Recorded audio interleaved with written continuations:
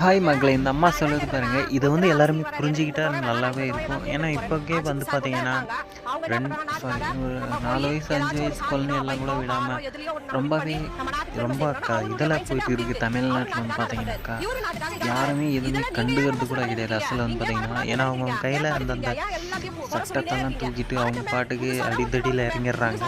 அந்த அம்மா சொல்றத பாருங்க, நீங்களே புரிஞ்சுக்கங்க.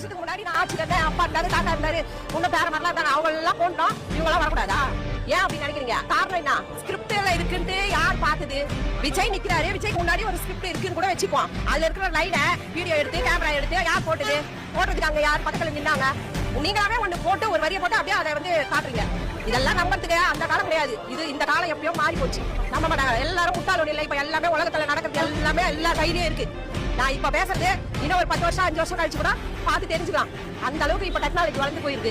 இப்ப இதெல்லாம் போய் இப்படிதான் நடக்குது அப்படிதான் நடக்குதுன்னு மாத்துறதெல்லாம் ரொம்ப தப்பு. சூப்பரா இருக்கும். விஜய் ஜெயிக்கணும், விஜய் தான் முதல்வரா வரணும். அவரு 5 வருஷம் ஆட்சி நடக்கிறத பார்த்துட்டு அப்புறம் பேசுவோம். 50 வருஷம் நடந்துட்டாங்கல்ல, அதெல்லாம் பார்த்துட்டோம்ல, நிறைய பேசியாச்சுல்ல. எது கட்சியா உட்காந்தவங்க புதுசா கட்சி தொடங்குறவங்க எல்லாம் பேசியாச்சுல்ல. இப்ப